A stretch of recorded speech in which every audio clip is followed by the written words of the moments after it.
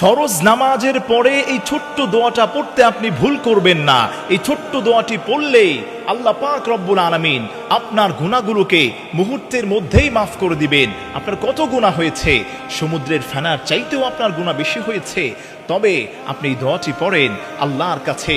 প্রত্যেক ফরজ নামাজের পরে মুসলিম শরীফের বর্ণনা এসেছে 595 নং হাদিসের মধ্যে আল্লাহর হাবিব বলেন, কেউ যদি প্রত্যেক ফরজ নামাজের পরে হাতে গুনে গুনে ইয়াকিদু আনিত তাসবিহা বিয়ামিনি সুবহানাল্লাহ 33 বার পড়তে পারে, আলহামদুলিল্লাহ 33 বার পড়তে পারে, আল্লাহু আকবার 34 বার পড়ার পরে আল্লাহ রব্বুল ইজ্জাত ওয়াল জালাল ওই বান্দার জন্য সুসংবাদ দান করেন, তার গুনাহ যদি সমুদ্রের ফেনা পরিমাণও হয়ে যায় আল্লাহ পাক মুহূর্তের মধ্যে মাফ করে দিবেন। তাই প্রিয় মা বোনেরা, প্রিয় ভাইয়েরা, নামাজের পরে আমরা ব্যতিব্যস্ত হয়ে যাই মোনাজাত করার জন্যে, মসজিদ থেকে বের হয়ে যাওয়ার জন্যে।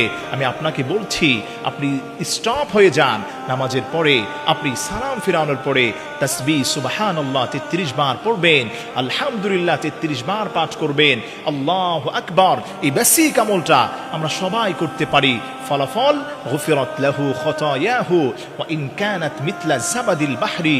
আপনার গুনাহ যদি সমুদ্রের ফেনা পরিমাণ হয়ে যায়, আল্লাহ রব্বুল ইজ্জাত ওয়াল জালাল ওই গোলামটার গুনাহকে মুহূর্তের মধ্যেই আল্লাহ পাক মাফ করে দিবেন। আপনি মনে রাখবেন, আল্লাহ পাক রব্বুল আলামিন হচ্ছেন সব থেকে দয়াবান।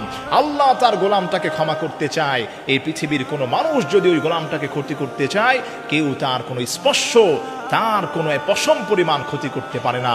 তাই আসেন আল্লাহর কাছে আমরা সারেন্ডার করি, ছোট্ট ছোট্ট আমল করে আমাদের গুনাহগুলোকে আল্লাহর কাছ থেকে আমরা মাফ করিয়ে নেই।